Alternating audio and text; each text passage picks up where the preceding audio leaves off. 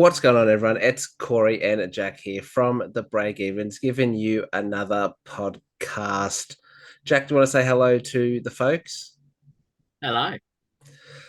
Round 13, the second buy, the easy buy, is over and done with. A few suspensions that aren't looking great for some teams, um, and a couple of small niggles and injuries to relevant players as well, which is not great, but we'll get into some of those soon anyway. So let's go through the socials before we get into the podcast. So don't forget you can find us on Twitter at Breakevens Pod, on the road to 500 followers. We're at 458, so we're 42 away. So if you haven't yet, search at Breakevens Pod, give us a follow. We post a lot on there.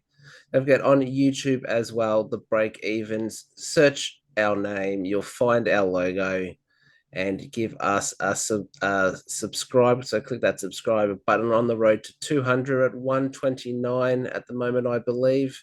So still 70 odd away. So make sure you give us a sub there. We are on Facebook, the Breakevens Pod. Search for our page, give us a like and a follow. I got some stats saying that we've reached out to 7,000 people in the last 28 days, which is awesome. But they haven't clicked that follow. They've just clicked, got the content, and moved on. So make sure you give us a follow over there. And everything we've posted on our Twitter gets posted there anyway. So if you're not on Twitter, it's a great way to keep up with our content. And lastly, we are on Twitch. After this podcast is recorded, we're going to do a little Rocket League stream. So you search the Breakevens on Twitch. Again, you'll find our logo. Give us a follow. We're trying to hit 10 followers over there. We've got 4 at the moment. As seen that this has started a couple of weeks ago, but I've been doing a bit of AFL career on it. Well, trying to anyway. And I think Jack might be doing a few streams on there soon as well. So that's everything. So Jack, Super Coach, how'd you go last week? So I thought I did well.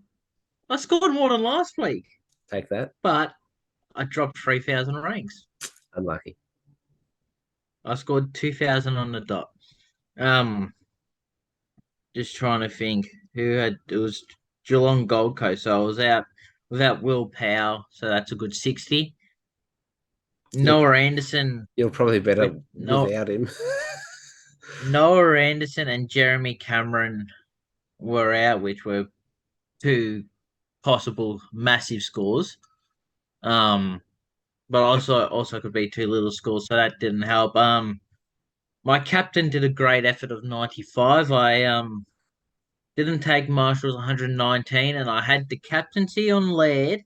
And for some stupid reason, 30 minutes before the game, I've gone, O'Neill's going to tag Laird. I've got to go Dawson. Laird's got 60 more Supercoach points. Yeah, yeah. Captain choice hurt me this week as well. Um, Bringing in Jake Lloyd, 74, not great, especially when 74 of those points were in the last quarter when he got moved to halfback. Um, Liam Baker disappointed again. I wasn't expecting much, but it's just another week where you see him on 20 Supercoach at halftime.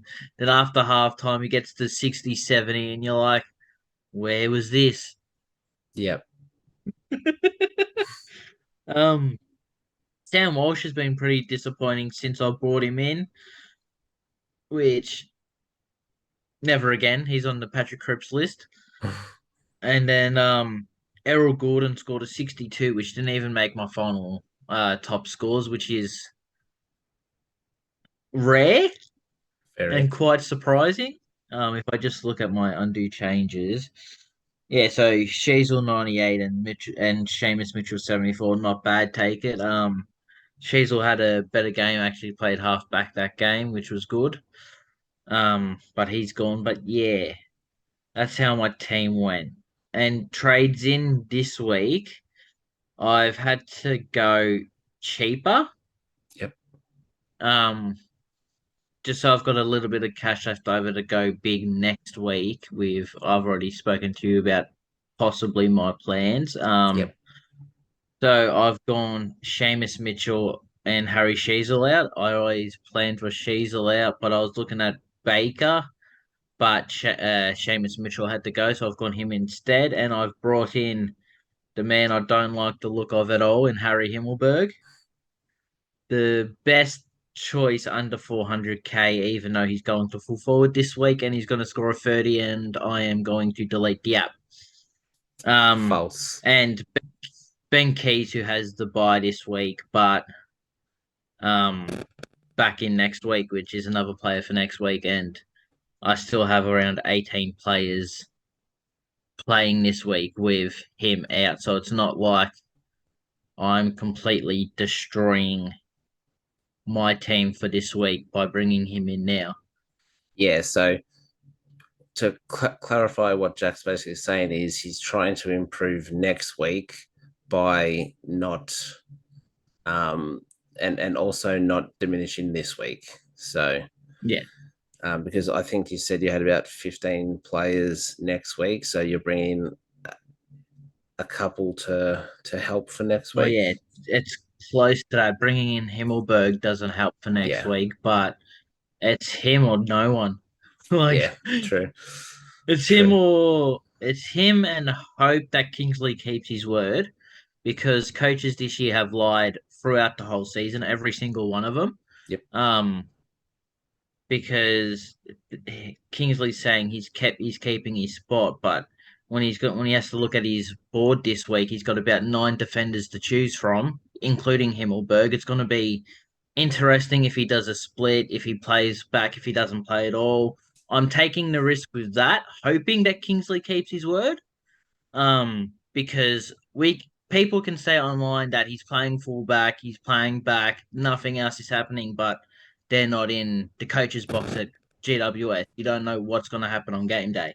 yep, Um, so I'm hoping he keeps his word with that, and that also left me money to get in a Ben Key, getting not in a Ben Keys, get in Ben Keys, and still have 36k for my big move next week. yep. Nice, nice.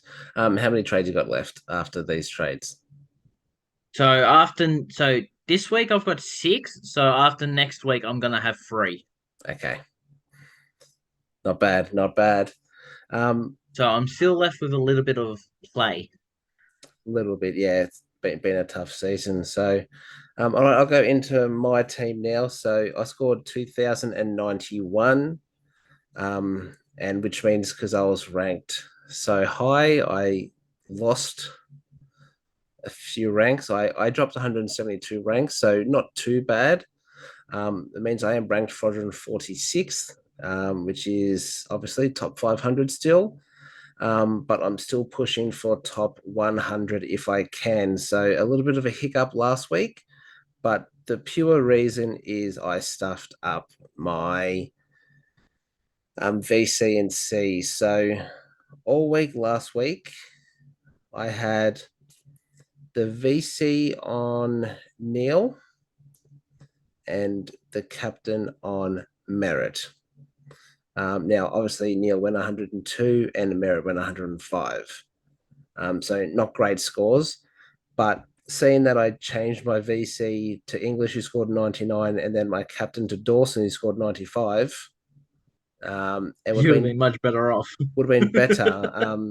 Now the annoying thing is I was looking at Dunkley and Laird as well, but yeah, for some reason I changed it. I think there was a lot of people talking about English, how he averages against top eight rucks, and playing at Marvel as well. But seeing it was on -2 a quarter time, I'll take a 99.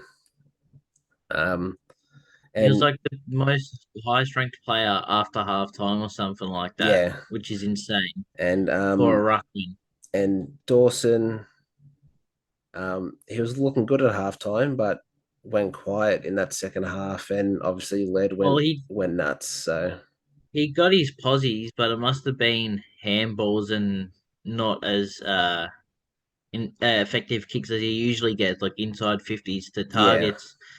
He must have been the one missing out on that because Tex kicked 10. Like, there's no excuses this week. exactly. Um, which is unfortunate. You know, even if I have the VC on Bond to 125, I would have taken that, and I probably would have moved up a few ranks. So my week was basically destroyed by my VC and C options. Same as Jack, I brought in Lloyd, who's got a 74. So that's annoying as hell. But hopefully that And the changes. worst thing is, it looks like he's got his wing roll for next week as well, Yes, but we'll which is see. no points for him, which sucks. We'll see what happens there. Anyway, my one trade this week, the first time I'm doing one trade, I've either done two or three. That's Josh Weddle out for Harry Himmelberg, who is my last defender. Um, so looking at my side right now, I have Dawson in my midfield. He's going to stay there. Just because it's no real difference if he's in defense or midfield because he's averaging 115. Um, so that means I need one more midfielder. Um, and that's all I need for full primo. Well, Um, I'm one off full primo, but that's forward.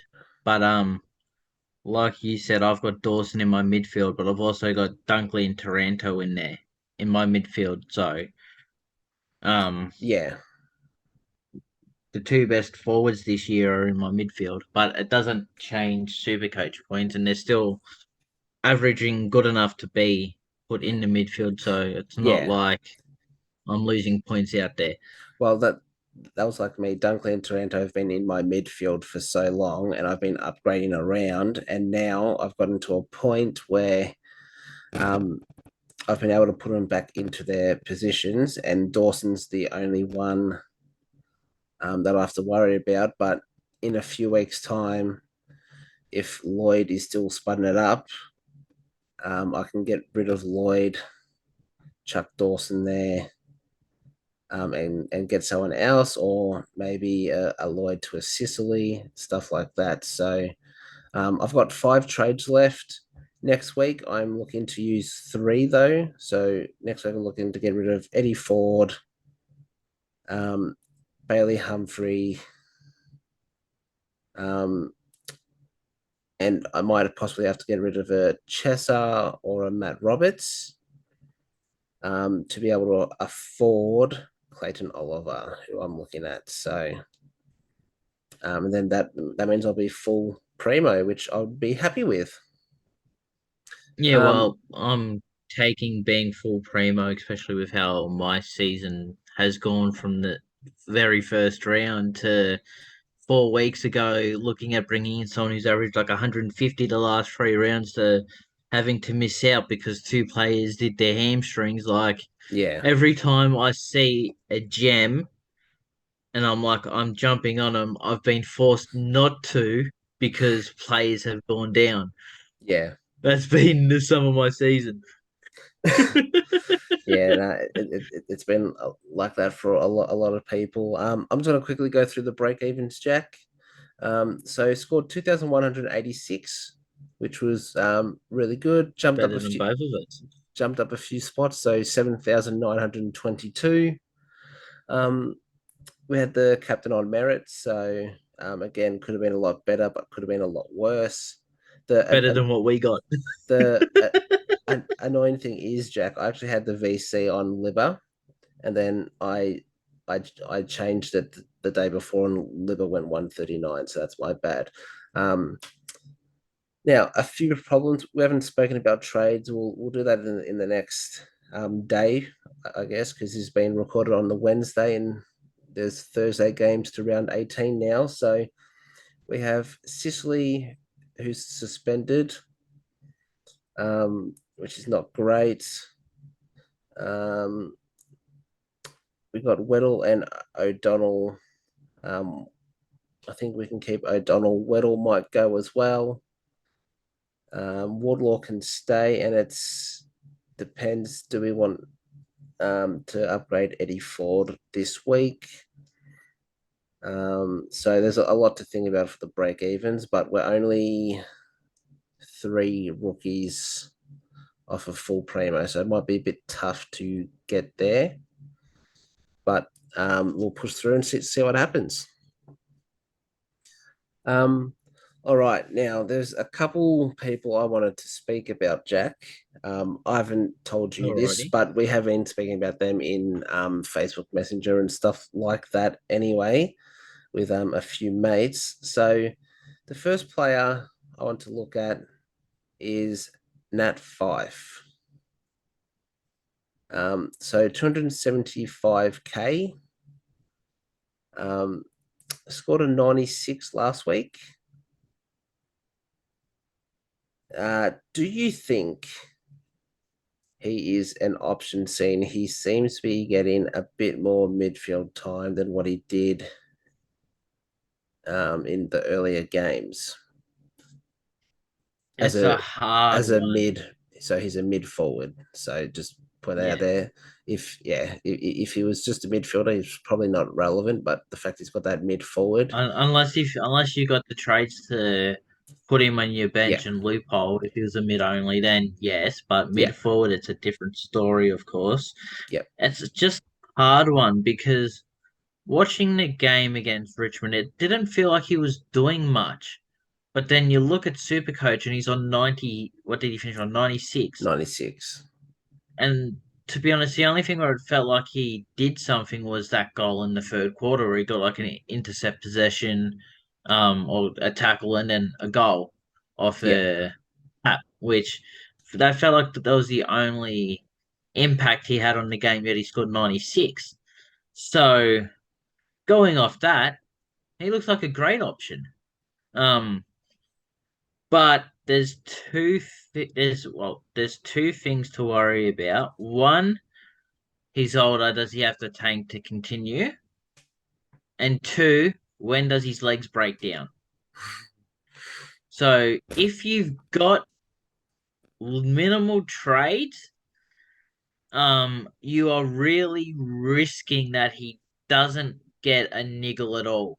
'Cause if he even gets a small niggle, you'll most likely see his midfield time drop and be yeah, more of that key forward because he's older and they want to keep him as long as possible because not only is he a gun football player, he's a great leader to that young team, and I'm sure off the field in the on the training track, he's there leading, teaching those yet that young midfield that's coming through to get them at their best. So I feel like, and that's why, like at the start of the season as well, I feel like they were preserving him.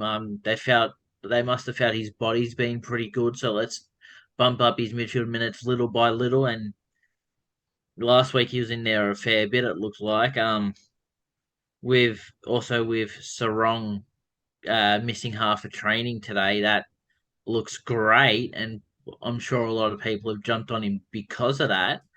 But I don't feel his midfield minutes jump up because Sarong's out. I feel like he gets more of the ball and more of an impact that Sarong's out, but I don't see them risking him by giving him more midfield minutes and potentially getting him injured again. So it's a very tough one. I feel like it can be a roller coaster. Some games he plays midfield, sometimes he doesn't, just to rest the body. But at what 276 you said, if you're 270. Yep, looking yeah, so if you're looking for a downgrade target that can get that 90 plus consistently, and you think he's gonna at least keep the CBAs he's getting now, he is a fantastic pickup. Like Himmelberg at yep, 374, which we spoke about last week, if he keeps his role. Um, an amazing pickup at a budget price. So if you have to downgrade and have a playing forward, and you think he can keep the CBAs going and he can stay healthy, I would 100% jump on. If your forward line's practically complete and you're looking for one last upgrade, I would stay away. There's no point. yep. So just to clear up the Sarong thing, so there's reports that he left training halfway through and he was talking to the medicos. Not sure if it's an injury itself. I've seen a few people say it was just in regards to that ankle that he's had a few complaints about. So it could be just that they weren't risking him. Just like okay, you've got some run through there. Um, go hit the showers and we'll see you next session, or is there an actual problem there? So um, it's all up in the air. So I wouldn't be making a decision until we figure out what's going on with Sarong there. Now, if Sarong is out, I think he can go 110 plus. With those CBAs, there's, as you said, Jack, there's more of the ball there for him. Um, so there is more chance for points. Looking at his run home, there's a few tough games in there. Essendon, Bulldogs, Collingwood, but we don't tag, and he probably won't cop a tag if Brayshaw and Sarong's there anyway. Geelong, Brisbane, and Port are in there. But then you've got the likes of GWS, Carlton, Sydney, who aren't playing well, West Coast and Hawthorn. GWS have been all right the last few weeks. They have, but they also leak points. Now, out of all the teams I've just mentioned, he averages the lowest against Brisbane, and that's a 99.2. Everything else is above that. So nothing under a 99 against all the teams on the run home. Obviously, that's boosted with all the Brownlow years when it was an absolute gun and everything like that. But Well, before all the injuries.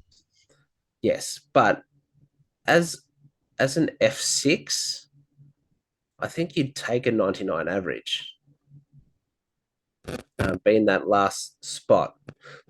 um, Now, obviously, injuries are a big problem, but if I think back to the start of preseason, and especially me in round one, I had him in my side at Yeah. 311K.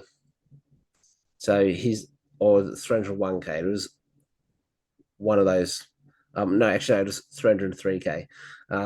So at 275, obviously it's tempting because he's cheaper.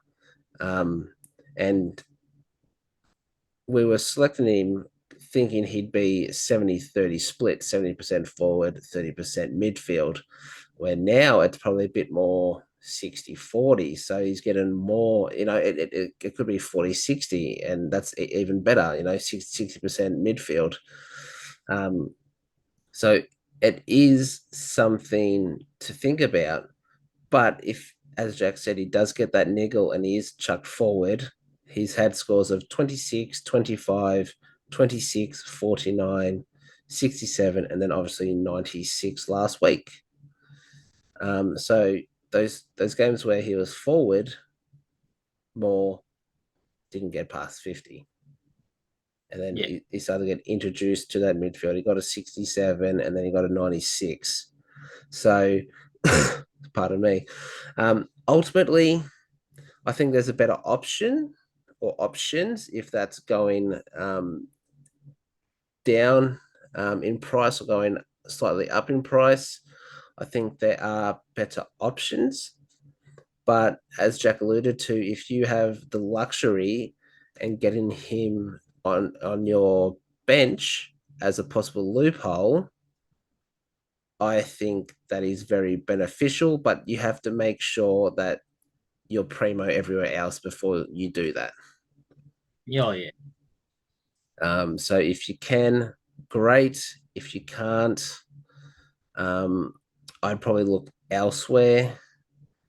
Um, but some people need to take risks, so why not? Now, the second player I wanted to speak about has the same DPP, and that is Taron Thomas. 295K, so slightly more than that five. Um, has played 2 games since coming back from suspension and has scored an 89 and 112. So this is the lowest you're going to see Taron Thomas. He's got a negative 29 break even. If he scores a 54 this week, he's going to go up 37K. Now, he's got that halfback role. He is getting plenty of the ball. He's usually a good user with it. Um, so, especially in that North Melbourne defense, there's no reason why he couldn't keep going at 95. Now, he's a mid forward, so same as Fife. What do you think about him, Jack? One thing, he played midfield last week. Did play midfield last week? Okay. He played midfield last week, and the Oh yeah, big because problem I've got Simpkin and stuff are out. Simpkins out, Simpkin and Greenwood. My big worry is with Sheasel, Hall, Zeeble in that defense already. When Simpkin and Greenwood come back, You, because it'll be both of them to get Thomas out of there. you still have Um, LDU to come back as well. Out of you should be this week, I believe. Yep. Yeah, no, they don't have to play this week, so I'm pretty sure it's this week. If he moves to that half back, there's too. I personally feel there's too many points already going there. Obviously, we've seen Sheasel play forward, which he could slide in there. But we also know Taron Thomas is amazing. Like, it's not super coach wise, just player wise, amazing from that half forward flank pushing up. Yep. Um, if I feel like if we see him move to the halfback or half forward, his points are going to go down, and I feel like an 80 will be at best because you got Aaron. He's not going to get kickouts in defense where Aaron Hall, Jack Z will thrive. Um, he'll get the ball. He'll hit his targets. He's a good player. I'm not saying he's not. But I feel like you got Aaron Hall, Jack Steeble, Harry Sheasel running out of that back line, getting those kicks to the midfield. There's going to be very minimal chances for him to do that. He'd probably be better off on that half forward, unless obviously Sheasel goes half forward and he takes Sheasel's spot. But we've seen with Hall in Sheasel or Zeeble have struggled, or both some weeks. Aaron Uh, Hall looks to have taken the main role in that half back, which I feel like I'm getting a little off topic here a little bit. But if he's able to keep midfield minutes, even if it's like 20-30% CBA, something like that, I feel like he's a solid option because he's shown he gets the ball in around there. He kicked 2 goals on the weekend, so he's shown he can hit the scoreboard from the midfield forward line. He can do that double yep. if he wants. I feel like it's a bit more risky than Fife with the people that have to come in and the role that he's going to get. We cannot give a clear answer on Yep. because he's played half back, he's played mid, but if the mid goes, can you determine he's going to play half back every week when you got Sheasel, Zeeble, and Hall? Um, and if he goes half back and Sheasel half forward and he's not producing what Sheasel was, there's nothing to say that old mate Ben Radden at the moment is going to switch him. Yep. So I would like if you need someone to make money the next couple of weeks, it's probably a good option. But if you're looking for him as your F6, I'd probably stay away just because of that uncertainty of his role and how he's going to perform in different roles with the players around him. Yep. I think that's a great breakdown there. The role is the issue now. Our DU should be back this week. If not, it'll be After after the bye. after the bye. You still have Simpkin and Greenwood as well. Now also you have Phillips, Powell, and Wardlaw at the moment, who are the young guys that are getting a chance. They've earned that through hard work. I think it's been good timing for Thomas since he's come back. Those injuries have been there, so they've needed that big body experienced player in there, and that's why I think he's thrived. Now, 2 years ago, we saw him play that midfield role, and he was great. But then, as soon as he's pushed behind the ball or forward the ball, there's nothing there. Now, with all those guys coming back, can he get that 70-30 split? Um, Possibly. If he gets 30% midfield, I'd only think about getting him if that 70% is off the half back. Now, I think Sheasel may get moved forward soon anyway, um, as they need that play to get the ball inside 50. I think he plays that high half forward role, which means I think Thomas might go into defense. Now, on that, I think he can go 90 to 95. If he keeps that midfield role, I think it's 95 to 105. Um, I'm staying away just because my team, as it is, um, I Doesn't got need it. I got Himmelberg as like my cheaper primo. Um, I I think Thomas could be a good get, but if you get him in this week, he's got the bye next week, and teams might already have Zeeble and Sheasel there. So you add in another one. Most people have Eddie Ford as well. So you're Like looking at Drury, if you jumped on him. Drury, who's hasn't been playing. Some might have gone on Goldie. So there's a lot of that there. Can you afford to have another one missing? Probably not. But I think he could be a good, similar to five, like a F7 option that you could loophole him in. Just quickly, Jack, on a quick answer for this, if you had to choose between Fife and Thomas, who would you go? Five, because he's cheaper. Um, the as you said, we think they're going to score similar. And I personally feel Fife's role's more clearer. So I feel like that certainty around five is better. That's obviously hoping he doesn't get a niggle and his role changes just based off right now what their roles are and what could be. We know what's happening with North with players coming in. Yep. We know with Freo, you've got no one really coming in to take Fife out of that midfield group. So I would go Fife because he's cheaper by 20 odd K, which gives me more money in the bank, and he's going to get the same output with a safer, clearer role. Yep. I completely agree with you there. But if the choice came down to Fife playing forward and Thomas playing on the half back, I would prefer Thomas then. But I think, as you said, Fife has that more secure midfield time. So, alrighty. Well, that's the discussion points we had for today. So, I think we will get into Jack's favorite segment. It is the Aiden Bonner Club. All right, getting into the Aiden Bonner Club. This week's an interesting week, Corey. Okay. Um, so let's start off with the number one vote. In with one vote this week, we have from the Sydney Football Club. In 35 minutes and 19 seconds, this player scored 5 Supercoach points. Massive. Now, they say up in New South Wales that there's a party every time this guy comes around. So let's get up, let's get hyped. There's a party because we got Joel Amati bringing his party.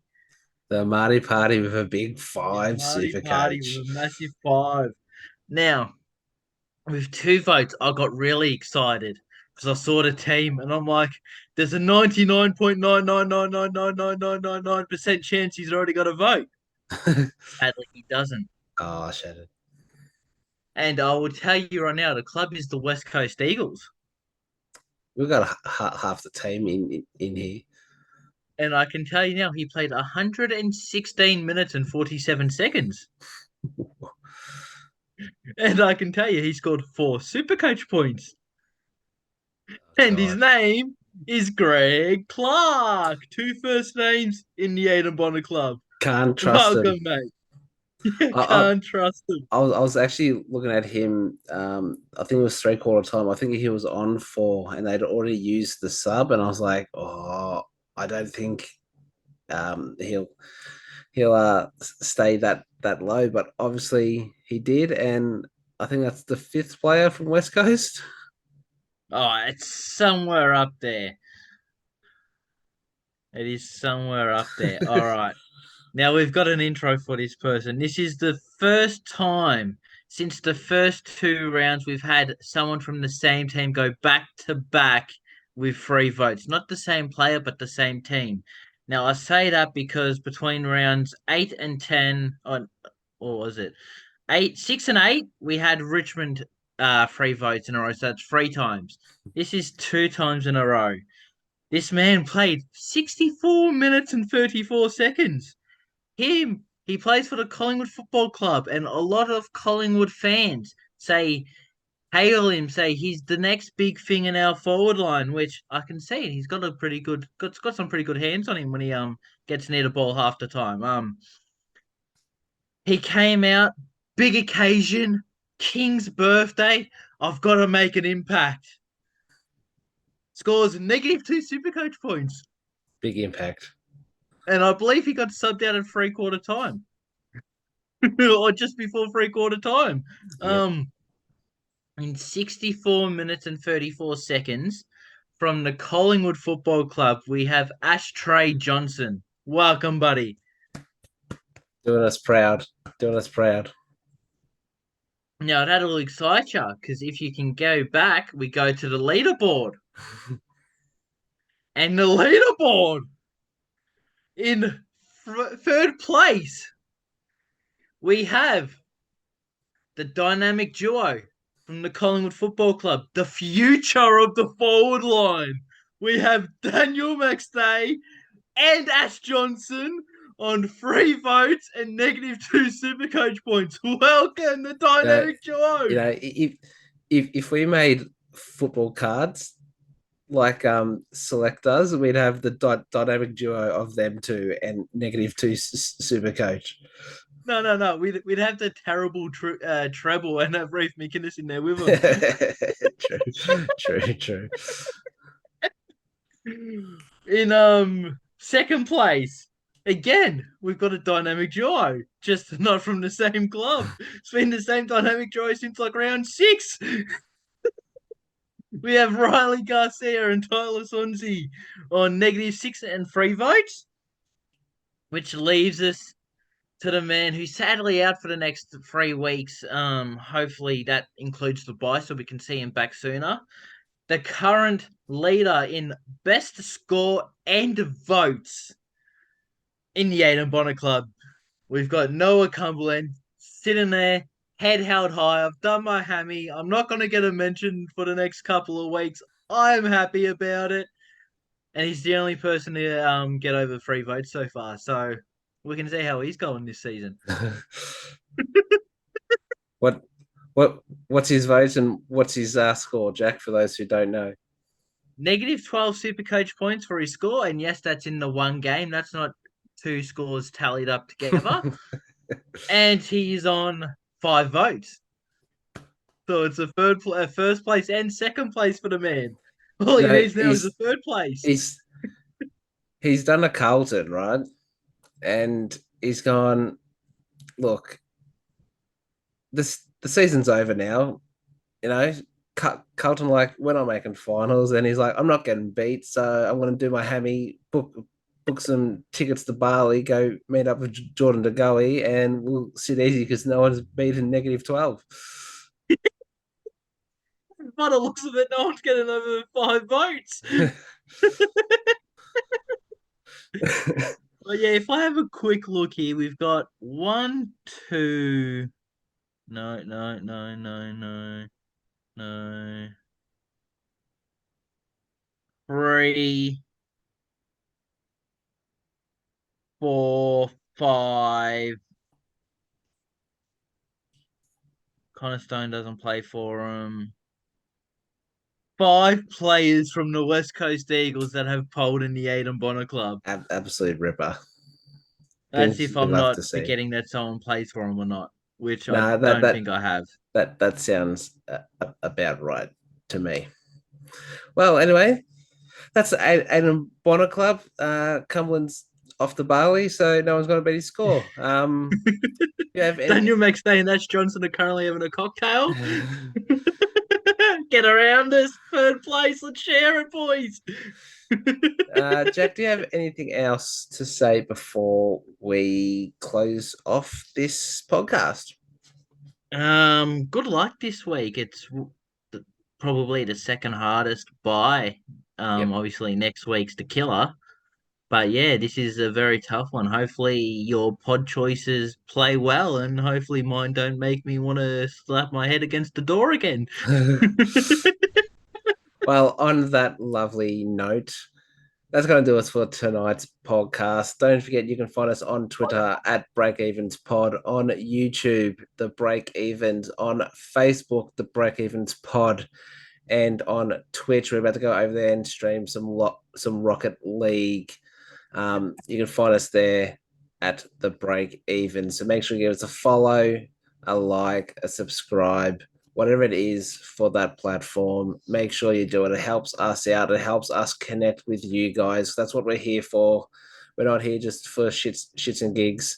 We're here to help you guys out and try and jump up those ranks. So that's said and done. Thank you again for watching and listening on Apple Podcast or on YouTube.